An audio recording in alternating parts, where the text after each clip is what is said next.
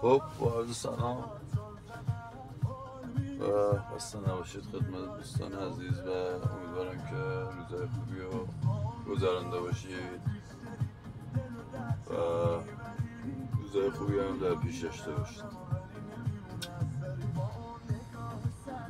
اینجا میخوام یه چند تا نکته درباره مسائلی که واسه آدم تو زندگی پیش میاد و باعث میشه که آدم به چالش کشیده بشه و اینکه قضاوتایی نسبت به آدم تو فکر و ذهن، چه اونایی که بهت خیلی نزدیکن چه اونایی که همکار شما هستن و شما مجبوری روزانه با اونا در ارتباط باشید. ببین عزیز من، هیچ انسانی نمیتونه بگه من آدم کاملی هستم، چه اون کسی که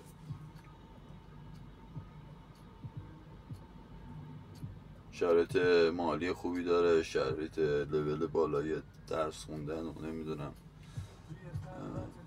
از لحاظ موقعیتی مثلا پست مقامی داره یا درس کنم مدعی که آدم موفقیه. ببین عزیز من، دنیا انقدر انسان رو به چالش میکشه، انقدر آدم های مختلف به تو نشون میده طرز فکرشونو، نوع طرز تفکرشونو و اینا همه یه نوع آزمون و خطاست که تو بیشتر خودتو بشناسی و بدونی با کیا طرفی یا با خودت چندی چجوریه که مثلا میتونی از این موقعیت به نحو اصلا در بیا یا نه شکست بخوری، اذیت بشی یا هر چیز. من خودم توی دوره‌ای قبلا فکر میکردم یه آدم موفق آدمیه که مثلا ورزششو بکنه، باشگاه بره یا هر چیزی که مثلا معیار اخلاقیه. حالا مسائل درس و اینا من زیاد نتونستم اونجور که باید به تحصیلاتم ادامه بدم، اما خب بالاخره در حد یک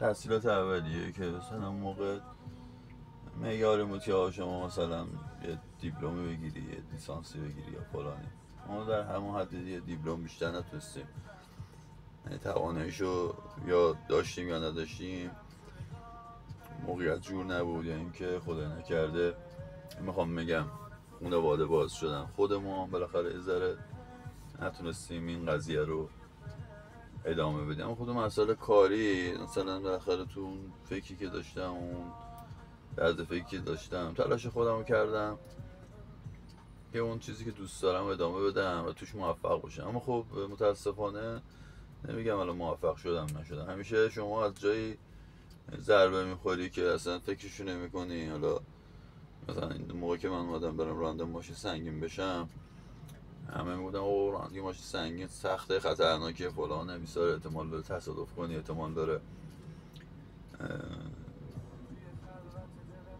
خسارت ببینی، جونت از دست بدی یا هر چیزی. هم همه اینا رو یه جورایی مثلا جزئی از کارم دیدم و یه سری احتمالات رو دیدم که رفتم یه سری کارها و اعتمادایی که باید انجام میدادم نسبت به اعضای خانوادم و مسائل طوری برای خودم درست میکردم که خانواده من مثلا خدای نکرده اگه حتی اتفاقی برای من بیفته این دغدغه رو نداشته باشه.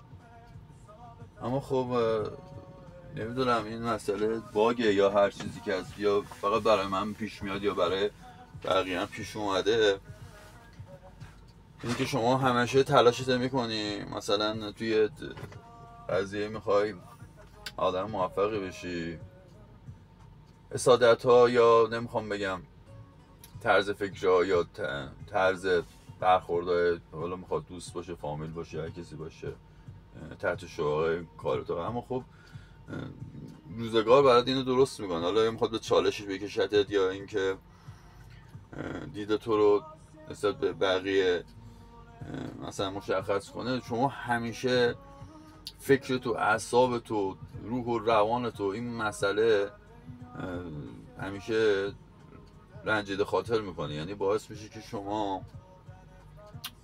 از این قضیه برنجید، ناراحت بشید. حالا مثال نمیتونم بزنم چه کسایی که مثلا چه اتفاقاتی براشون افتاده، با اینکه آدمای خیلی موفق بودن و اصلا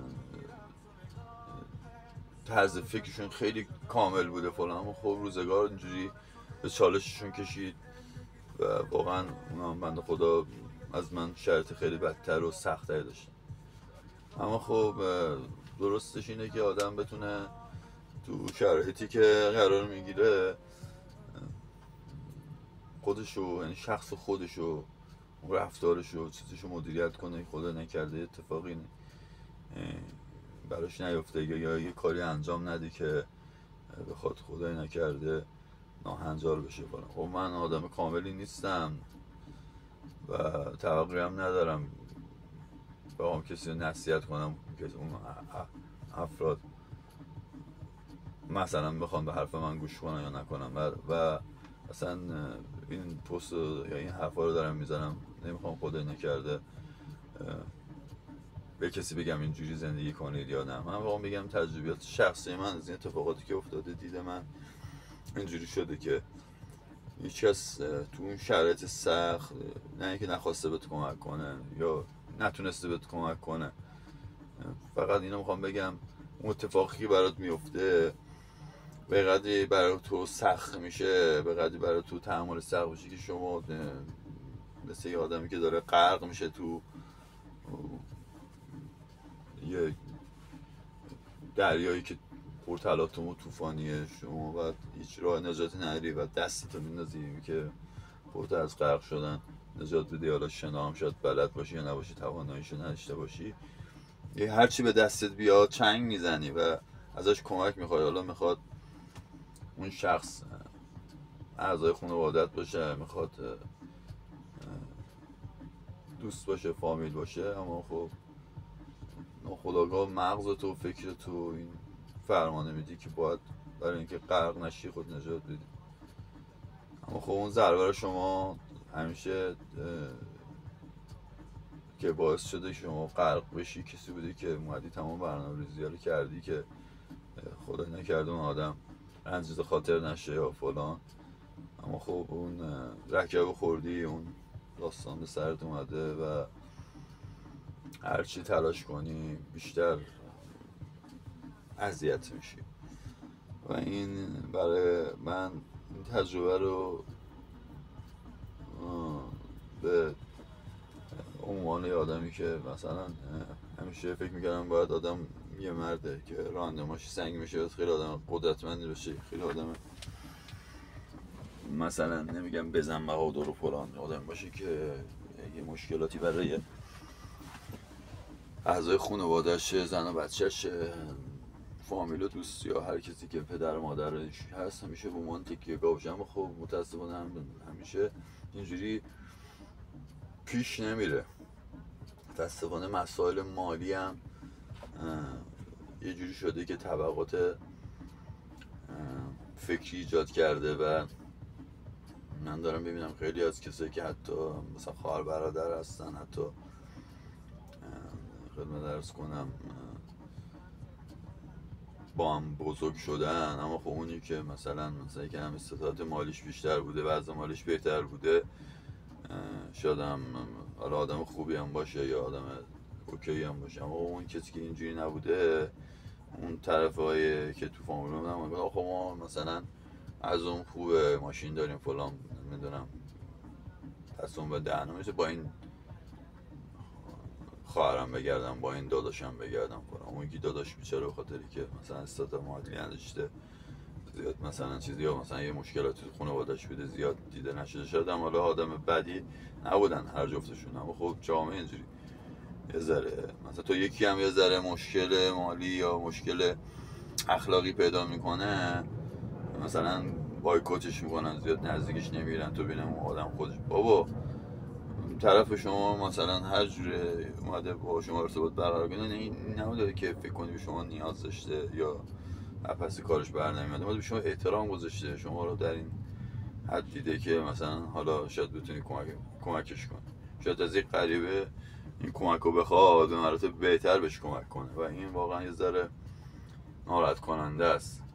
و ما متاسفانه خودمون هنوز نتونستیم تو حتی مسائل عاطفی نزدیکان خودمون اونجوری که باید دست همدیگه رو بگیریم. هیچ انتظاری هم نیست، نه که من بگم الان چون مثلا کسی برای من کاری کرده یا نکرده توقعی دارم، اما خب واقعیتش به مراتب توقعات خیلی ها رو من برآورده کردم و خیلی ها تو شرایطی که اومدن مثلا از من خواسته ای داشتن به اندازه‌ای که تواناییشو داشتن براشون انجام دادم. شاید خواسته مالی ازم نداشتم اما خب به اندازه هم خواسته مالی وقت و زمان و خدمت درس کنم و امکاناتی که داشتم در اختیارشون قرار دادم. اما نکته آخر اینه که سعی نکنید به جای برسید که شما رو به خاطر اتفاقاتی که براتون افتاده، حالا مثلا میخواد استفاده از مشروبات الکلی و مواد و فلان اینا باشه که بخوام بگم آقا شما چون مشروب مصرف کردی یا مواد مصرف کردی این اتفاق برات افتاد، در صورتی که خیلی از کسایی هم بودن که اصلا نمیگم مشروب و مواد اینا تحت شعارشون قرار نداده، اما خب آدمای سالم بودن، ورزشکار بودن، تصادف کردن، تو تصادف از بین رفتن یا نمیدونم توی جنگ از بین رفتن، بنده خدا مثلا اصلا فکرشو نمی‌کرد این اتفاق براش بیفته، اما هیچ وقت اینو مورد قضاوت قرار ندید چون مثلا اون طرف این کارا رو انجام داده آدم ضعیفیه. ببین آدم ضعیف اونه که بالاخره نمیخواد این مشکل رو حل کنه، یعنی ببخشید مشکل رو میبنده میندازه کنار، میگه ولش کن اصلا این مشکل دیگه قابل حل شدن نیست، قابل فکر کردن نیست و اون آدم از اون مشکل فرار میکنه. حالا اون فرار از اون مشکل هم حالا به مراتب یه جورایی مثلا یه جورایی بی‌مسئولیتی براش ایجاد میکنه. حالا اگر مشکل خانوادگی داشته باشه با زن و بچه خودش میره پناه میبره مثلا به اشخاص دیگه، زن و بچه جدید تشکیل میده یا مثلا میخواد یا من اینجا ترک عاطفی شدم. خب ببین هر کسی اجازه داره زندگیشو بکنه، ما حق نداریم دیدگاهمون رو به کسی تحمیل کنه. اما اینو همیشه بپذیرید که شما اونجوری که درباره کسی که قضاوت میکنید و اون آدم و حالا میخواید از زندگیتون خارج کنید با عنوان که دوست، فامیلی، هر چیزی هست، هیچ تأثیری تو زندگی اون شخص هم نداره. یعنی فکر نکن الان مثلا اون آدم باشه تو زندگی شما یا شما مثلا باشه تو زندگی اون آدم زیاد تاثیر، اما این طرز فکر رو دید من اشتباهه. سعی کنید با اشخاصی که بهتون احترام میذارن و قبولتون دارن صرفا به عنوان آدمی که شما رو همین خودشون قرار داده رفتار کنید. همه اشتباه داشتن، بالاخره بزرگترین آدمای دنیا هم شاید مثلا نگاه کنی تو زندگیشون اشتباهاتی داشتن، هیچ کس کامل نیست که بگیم آقا من به نوع هستن. من یه روز میبینی یارو مثلا مایکل شوماخر یه راننده، حالا تو صنفی که میگم مثلا راننده، چون من خیلی تو صنف خودم بیشتر مجبورم صحبت کنم چون صنفای دیگه زیاد نمیتونم، یه راننده حرفه‌ای بود، فرمول 1 همیشه نامبر 1 بود، همیشه قهرمان فرمول 1. اصلا از فرمول 1 میاد بیرون و مثلا مسابقات میذاره کنار، میره مثلا یه روز برای تفریح تو پیست اسکی و اونجا یه اتفاقی براش میفته، اونجا بنده خدا حالا ما صخره پرت میشه یا هر چیزی، یه چندین سال تو کما و درگیری بیمارستان بود. یعنی تمام اون ثروتی که مایکل شوماخر از راه درآمد ببخشید همون فرمول 1 به دست می آورد، تمامشو خرج دو و درمونش کرد. کی این کارو کرد؟ زنش. یعنی زنش اومد به خاطر اینکه مثلا مایکل شوماخر رو زنده نگه داره و این بشر رو مثلا از مرگ نجات بده و که هنوز مایکل شوماخر هنوز توست خودش رو پیدا کنه با اینکه اتفاق براش افتاده، مثلا خیلی هم آسیب جسمی و روحی روانی دیده، ولش نکرده. یعنی اگه مایکل شوماخر می اومد مثلا یه خلاف مثلا چیزی که حالا بخواد بره زنبازی کنه، بره نمیدونم مواد مصرف کنه، بره نمیدونم هزار تا کار خلاف دید ما خلافه، مثلا که میگیم او کار بدیه، یه همیشه ببخشید بدترین کارا رو هم شاید باورتون نشه کسایی تو جامعه انجام میدن که مدعیان جزو سالم ترین آدم ها هستن. حالا اونم بعدم تو پارتای بعدی توضیح میدم، میخوام سرتون رو درد بیارم. اما مایکل شوماخر اگر همه این کارو ثروتش هم مثلا نمیگم همشو، یه بخشش هم خرج این داستان میگه، باز ثروت داشت که تا آخر عمرش تامین باشه. اما خب یه اتفاق دیگه افتاد که تمام ثروتش به باد رفت. مقصر نبود چون این اتفاق افتاده براش. حالا اون لحظه که رفتی این کار انجام داده چه چیزایی ایمنی، کار ایمنی انجام نداده که تصادف کرده مثلا با پیست اسکی که رفتی اتفاق افتاده، فکرشو نمی‌کرده. هیچ کس فکرشو نمی‌کنه قراره چه اتفاقی براش بیفته. اما این نمیشه که چون مایکل شوماخر این اتفاق براش افتاده باید طرد بشه که مثلا آقا مایکل شوماخر دیگه هیچی نداره. آقا مایکل شوماخر زمانی بهترین راننده دنیا بود. از دید ما انقدر انسان‌های حسود بخیلی هستیم، پیشرفتیش که نمیتونیم ببینیم. بعدم موقعی که این اتفاق میفته یارو رو فکر میکنه آقا مقصر بوده، آره اون لحظه شاید این کاری کرده، شاید اون کاری کرده. بابا یه ذره سعی کنیم همونجوری که دوست داریم بقیه با همون برخورد بکنن و ما هم با مردم برخورد کنیم. یعنی حرف آخر منه.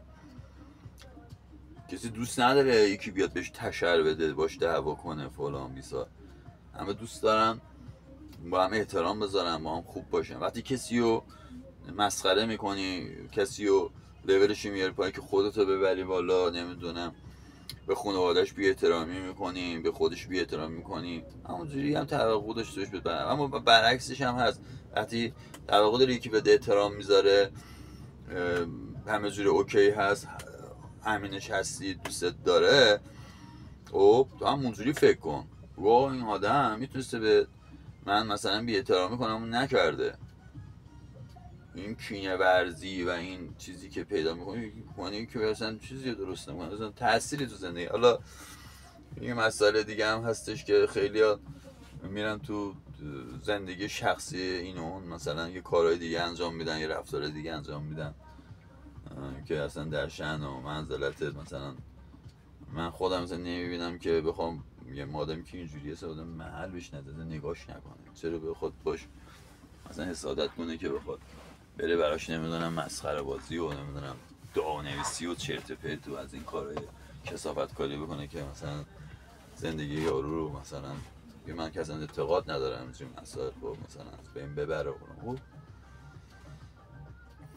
من بگم آقا موفقیت معیارش این نیست که شما مثلا صبح تا شب کار کنی، زحمت بکشی فلان میسایی. ما خدا تو یه جایی برای تو یه بستری آماده میکنه که اصلا شاید آدمی باشی که یه جوره مثلا از سمت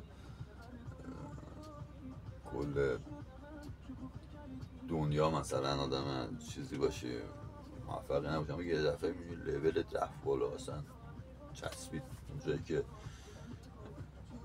تو دید خودت مثلا آدم موفقی باشه، نه دید مردم. یعنی به نظر من آدم موفق کسی که خودش اون موقعیت رو دوست داشته باشه، خودش اون کار رو دوست داشته باشه، اون جایگاهی قرار میداره دوست داشته باشه و ناراحتی نباشه چرا الان من اینجا هستم، مثلا این وضعیت برام پیش اومده. آدم موفق به نظر من این. اما خب بالاخره دنیا هم چالش‌های خودش رو داره، اتفاقاتی هست براش بیفته و این نیستش که شما اگر یه کسی که زندگی شخصیش آدم موفقی نبوده و اتفاقاتی براش افتاده، آدم مثلا سالمی نبوده، آدمی نبوده که بتونه پس زندگیش بر بیاد. این صحبت ها رو کردم، حالا چند وقت بود پست نداشته بودم، گفتم این پست بذارم که امیدوارم که خوششون اومده باشه.